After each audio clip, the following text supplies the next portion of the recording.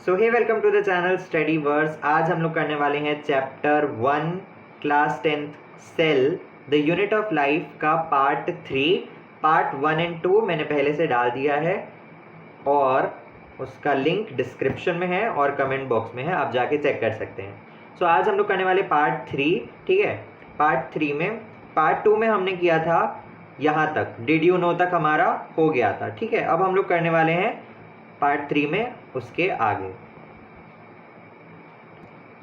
सबसे पहला हमारा है यहाँ पे सॉल्व्ड एग्जाम्पल एक दिया हुआ है, ठीक है। एग्जाम्पल 1 हम लोग देखते हैं। इसमें बोल रहा है illustrate how the shape and size of a cell is related to its specific function it performs.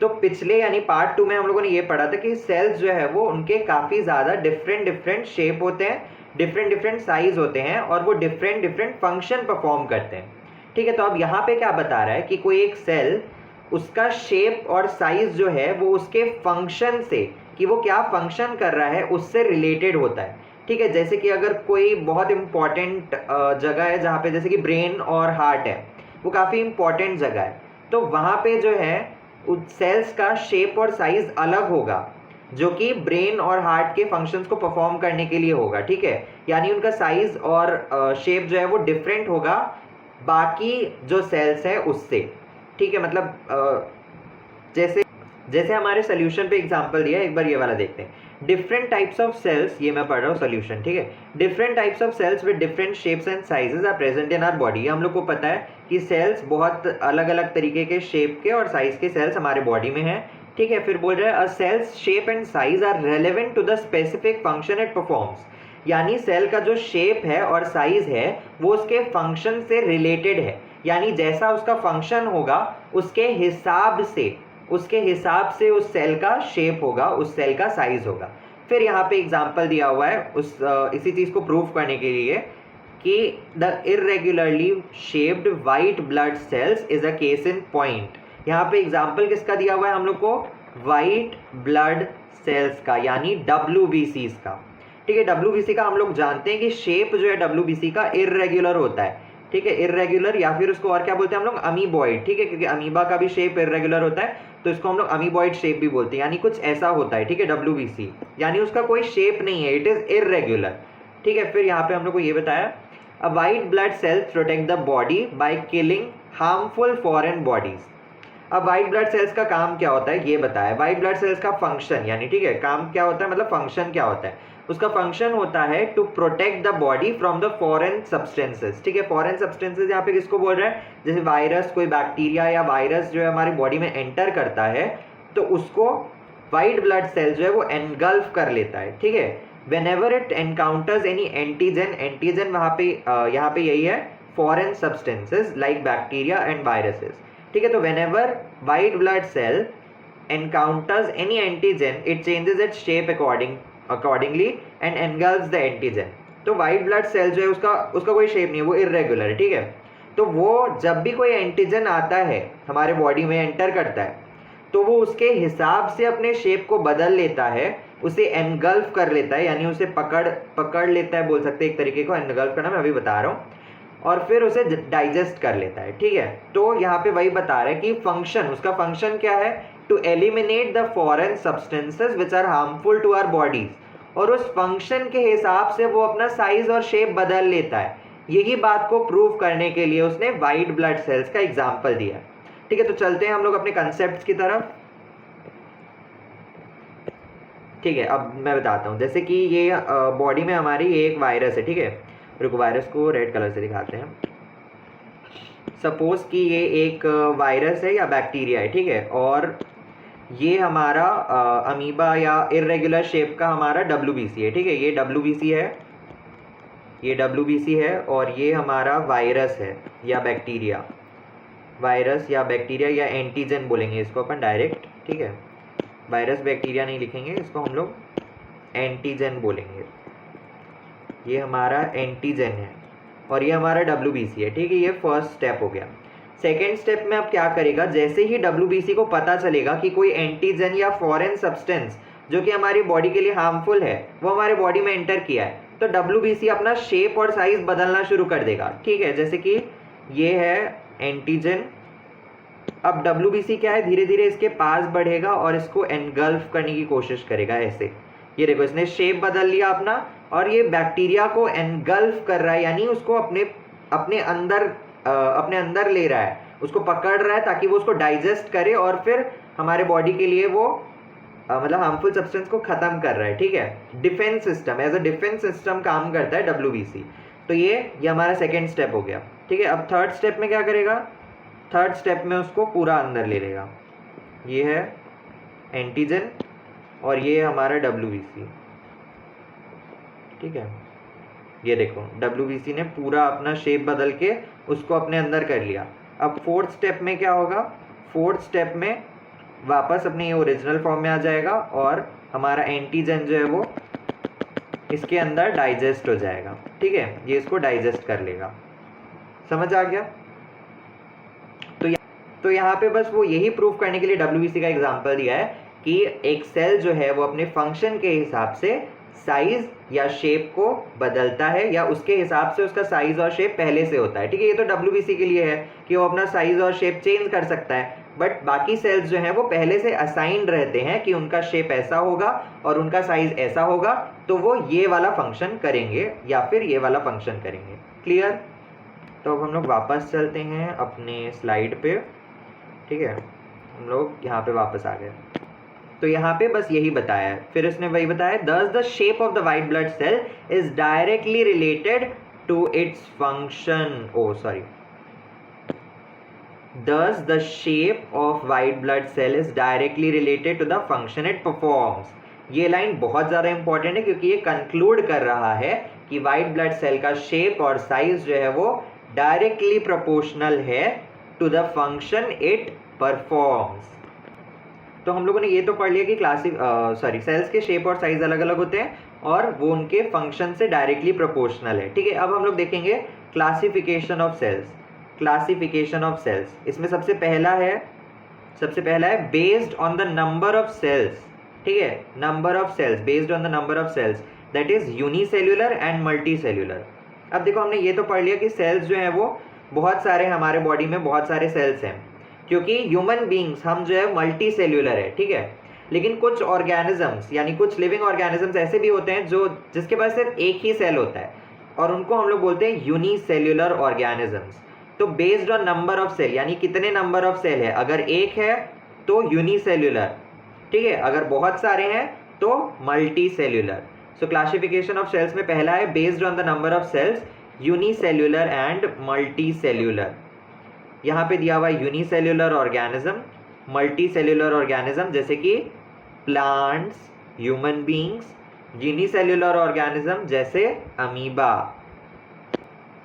Paramecium, या फिर ऐसे ही बैक्टीरिया वगैरह जो होते हैं वो मोस्टली यूनिसेल्युलर होते हैं। ठीक है, अब यहाँ पे हम लोग आगे देखते हैं, आगे क्या लिखा हुआ है, as you know a cell is the smallest living entity capable of independent existence.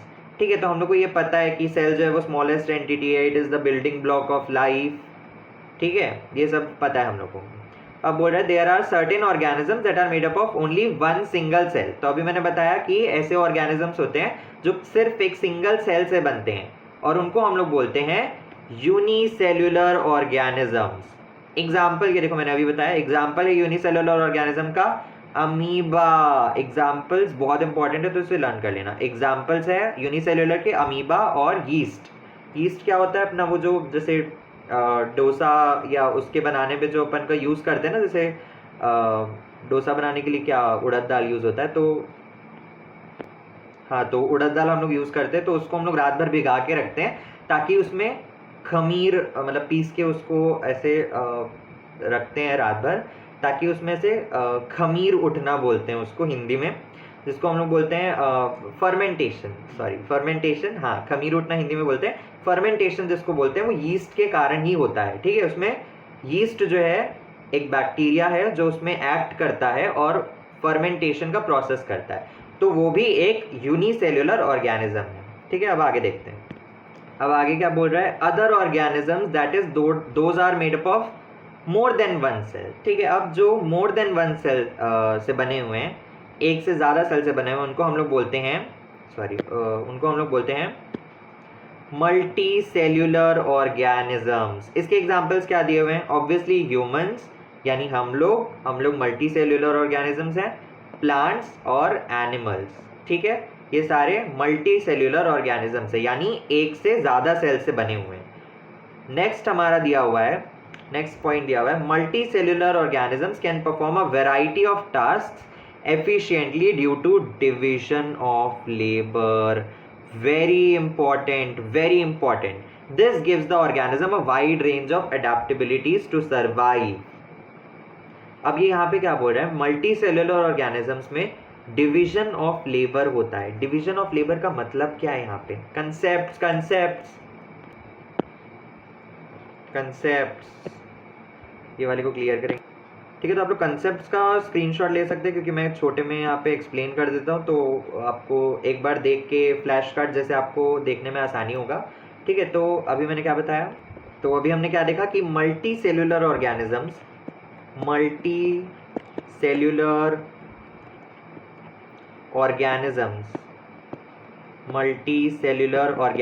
में क्या होता है? हमने क्या देखा? मल्टी सेल्यूलर ऑर्गेनिजम्स में होता है division of labour. Division of labour का मतलब क्या होता है? तो डिवीजन ऑफ लेबर का मतलब ये होता है कि कुछ ग्रुप ऑफ सेल्स जो है वो एक फंक्शन को परफॉर्म करेंगे और एक अलग ग्रुप ऑफ सेल जो है वो अलग फंक्शन परफॉर्म करेंगे, ठीक है। यानी तो डिवीजन ऑफ लेबर का मतलब क्या है कि कुछ ग्रुप ऑफ सेल्स जो हैं वो अलग फंक्शन परफॉर्म करेंगी और कुछ ग्रुप ऑफ सेल्स जो हैं वो अलग फंक्शन परफॉर्म करेगी। यानी सेल्स के बीच में फंक्शन परफॉर्म करने मतलब सेल्स को फंक्शन परफॉर्म करने के लिए अलग अलग डिवाइड किया गया है। यानी कि ये वाला फंक्शन ये वाला सेल्स का ग्रुप करेगा, जैसे कि अपन को कई बार असाइनमेंट मिलता है, जैसे हॉलीडे होमवर्क या जो भी मिलता है अपन को, तो अपन को कई बार ग्रुप्स में मिलता है कि ये वाला जो है टॉपिक वो ये वाली ग्रुप करेगी, ये वाला टॉपिक ये वाली ग्रुप करेगी। तो वैसे ही यहाँ पे बता रहा है कि ये वाला फंक्शन जो है ये वाला ग्रुप ऑफ सेल देखेगा, हम लोग बोल देते हैं इसको group of cell A and इसको बोल देते हैं group of cell B. So suppose यही अपना WBC वाला एग्जाम्पल ले लेते हैं, ठीक है। उसमें बैक्टीरिया और वायरस या एंटीजन जो अपन बोलते हैं उसको एनगल्फ करने का, ठीक है, उसको एनगल्फ करने का और डाइजेस्ट करने का काम जो है वो ग्रुप ए सेल करेगा, ठीक है। और जैसे कि सर्कुलेशन, अपना हार्ट ब्लड सर्कुलेशन के लिए जो सेल्स हैं वो cell B, group of cell B जो है वो अलग वो फंक्शन परफॉर्म करेगा, ठीक है। तो शॉर्ट में हम लोग डिवीजन ऑफ लेबर को क्या बोल सकते हैं कि डिवीजन ऑफ लेबर होता है कि हर एक सेल का ग्रुप अलग अलग फंक्शन करेगा। यानी ये वाले सेल का ग्रुप ब्रेन की चीज़ें देखेगा, ये वाले सेल का ग्रुप हार्ट की चीज़ें देखेगा, ठीक है। इसको हम लोग बोलते हैं डिवीजन ऑफ लेबर। हर एक सेल अलग अलग फंक्शन परफॉर्म करेगा, ठीक है, ठीक है। डिवीजन ऑफ लेबर को यहाँ आगे चल के समझाया है तो उसकी चिंता मत करो, ठीक है। चलो देखते हैं आगे बोल रहे हैं। नेक्स्ट पॉइंट है हमारा, in multicellular organisms dead cells, अच्छा हाँ ये वाला एक और पॉइंट यहाँ पे दिया हुआ है कि this gives the organisms a wide range of adaptations to survive. तो डिवीजन ऑफ लेबर हो जाता है इसलिए कि अगर किसी दूसरे जगह का सेल जो है वो डैमेज हो भी जाए तो बाकी सारे चीज़ें उसकी बंद ना हो जाए, ठीक है। जैसे कि अगर एक ही टाइप के सेल्स जो हैं मतलब डिवीजन ऑफ लेबर नहीं होता, ठीक है। तो अगर डिवीजन ऑफ अगर डिवीजन ऑफ लेबर नहीं होता तो फिर क्या होता है, जैसे कि डिवीजन ऑफ लेबर का मैंने एग्जांपल दिया कि एक ग्रुप ऑफ सेल एक काम करेगा। तो किडनी का जैसे है, एक ग्रुप ऑफ सेल्स जो है वो टिश्यू बना रहा है, फिर टिश्यू बन के ऑर्गन बन रहा है, तो किडनी एक ऑर्गन है। तो किडनी जैसे हम दो होती है तो एक किडनी फेल भी हो जाती है तब भी इंसान जो है दूसरे किडनी पे जिंदा रह सकता है, भले ही उसका परेशानी होती है बट एक किडनी पे जिंदा रह सकता है। तो वो यहाँ पे वही बोल रहा है, it gives the organisms a wide range of adaptabilities to survive. क्योंकि एक ग्रुप अगर सेम ग्रुप ऑफ सेल्स जो है वो काम करते तो फिर एक किडनी फेल होने से दूसरा किडनी भी अफेक्ट होता और इंसान जिंदा नहीं रह पाता। बट यहाँ पे क्या है, डिवीजन ऑफ लेबर है, वो वाला किडनी ऑर्गन जो है वो दूसरे सेल से बना है और वो वाला किडनी ऑर्गन जो है वो दूसरे टाइप ऑफ सेल से बना है। तो इस वजह से डिवीजन ऑफ लेबर से ऑर्गेनिजम्स को वाइड रेंज ऑफ अडेप्टेबिलिटी मिलता है कि अगर ये वाला चीज़ खराब भी हो गया तो फिर हमारे पास दूसरा सेल्स है जो हमें अडेप्ट करने के लिए, सर्वाइव करने के लिए काफ़ी है।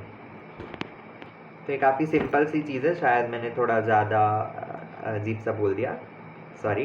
ठीक है, तो हम नेक्स्ट पॉइंट के लिए बढ़ते हैं। In multicellular organisms dead cells play an important role.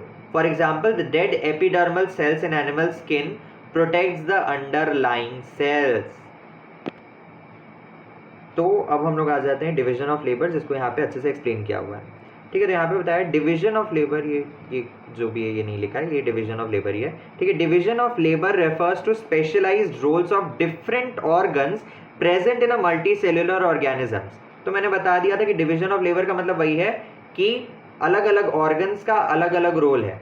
जैसे स्टमक एक ऑर्गन है, उसका काम क्या है? To digest. किडनी एक ऑर्गन है जिसका काम क्या है? To filter water. ठीक है, ब्रेन एक कॉम्प्लेक्स ऑर्गन है जिसका काम है हमारे बॉडी को कंट्रोल करना। सो यही है डिवीजन ऑफ लेबर कि अलग अलग ऑर्गन है जो अलग अलग रोल प्ले करेंगे, अलग अलग फंक्शन करेंगे। ठीक है, सो यहाँ पे बोल रहे हैं ऑल ऑर्गन्स, टिश्यूज और cells of a multicellular organisms can not carry out all the functions. जैसे ब्रेन जो है वो सिर्फ हमारी बॉडी को कंट्रोल करने का काम करेगा, वो ब्लड सप्लाई नहीं करेगा। हार्ट जो है वो सिर्फ ब्लड सप्लाई करेगा, वो कुछ सोचेगा नहीं। ठीक है, किडनी जो है वो सिर्फ वाटर को फिल्टर करेगा, वो डाइजेस्ट नहीं करेगा। ठीक है, स्टमक जो है वो सिर्फ डाइजेशन का काम करेगा, वो ब्लड सर्कुलेशन नहीं करेगा। ठीक है, तो वही बोल रहा है इन अ मल्टी सेल्यूलर ऑर्गेनिज्म हर एक सेल और टिश्यू जो है वो हर एक काम नहीं कर सकता है, उनको सिर्फ एक स्पेसिफिक काम ही दिया गया है। ठीक है, जैसे एक बहुत अच्छा एग्जाम्पल यहाँ पे अपने क्रिकेट का बनेगा।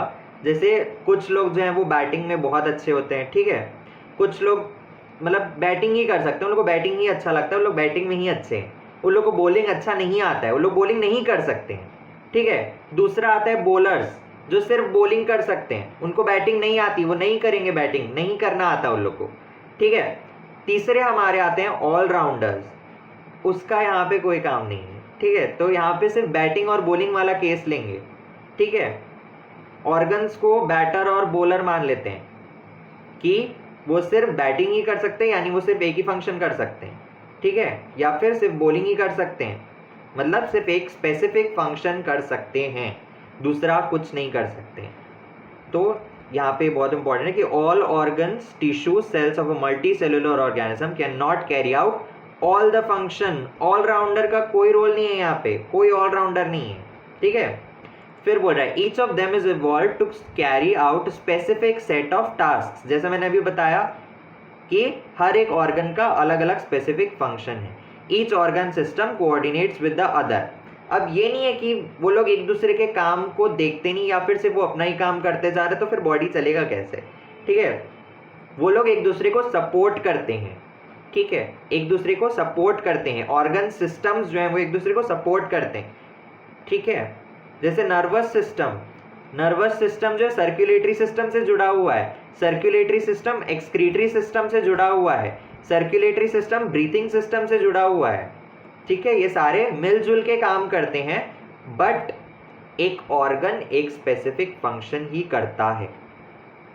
ठीक है, ईच ऑर्गन सिस्टम कोऑर्डिनेट्स, यानी उनके परफॉर्मेंस या उनके फंक्शन के साथ कोऑर्डिनेशन जमाता है, कोऑर्डिनेट करता है the others to perform the activities required for life. एक बॉडी के पूरे फंक्शन के लिए सबका एक साथ अच्छे से काम करना बहुत ज़रूरी है। जैसे क्रिकेट में मैच जीतने के लिए बॉलर का अच्छा होना और बैटर का अच्छा होना ज़रूरी है, दोनों का कोऑर्डिनेशन होना अच्छा ज़रूरी है। ऐसा नहीं कि सिर्फ बैटर ही है और बॉलिंग करने वाला कोई है ही नहीं, तो फिर कैसे जीतेंगे। ठीक है, तो सबके कोऑर्डिनेशन से ही लाइफ है, मैच जीत सकते हैं। ठीक है, This division of labor minimizes the load of carrying out all the functions and consequently it allows the organs to operate efficiently. So ये division of labor के वजह से क्या हो जाता है, किसी एक organ पे या किसी एक organ system पे ज़्यादा लोड नहीं आता है कि बोल रहे हैं कि सर्कुलेटरी सिस्टम तो सर्कुलेटरी ब्लड को सर्कुलेट भी करेगा और एक्सक्रीटरी सिस्टम का काम भी करेगा. नहीं, ऐसा नहीं है, लोड नहीं देना है उसे. ठीक है, सर्कुलेटरी सिस्टम सिर्फ ब्लड सर्कुलेट करेगा तू और एक्सक्रीटरी सिस्टम सिर्फ एक्सक्रीटरी वाले प्रोडक्ट्स पे ही ध्यान देगा. ब्रीथिंग वाले सिस्टम को ये नहीं बोलेंगे कि तू नर्वस सिस्टम का काम कर, नहीं, तू अपने ब्रीथिंग का काम ही देख, नर्वस सिस्टम का काम नर्वस सिस्टम करेगा. सो ये डिवीजन ऑफ लेबर है और इन सारे ऑर्गन सिस्टम और ऑर्गन्स के कोऑर्डिनेशन से हमारा लाइफ है, हमारी बॉडी मूव कर पा रही है, हमारी बॉडी सोच पा रही है, हम जी पा रहे हैं. That is life. Philosophy class नहीं है, बायोलॉजी क्लास है, सॉरी. तो आज के लिए बस इतना ही. अभी ऑलरेडी 20 मिनट्स की वीडियो हो चुकी है, तो जस्ट अभी थोड़े दिन या एक ही दिन में नेक्स्ट वीडियो अपलोड की जाएगी. सो तब तक के लिए have a nice day and keep studying. Stay tuned to Studyverse and please subscribe to the channel Studyverse. Thank you.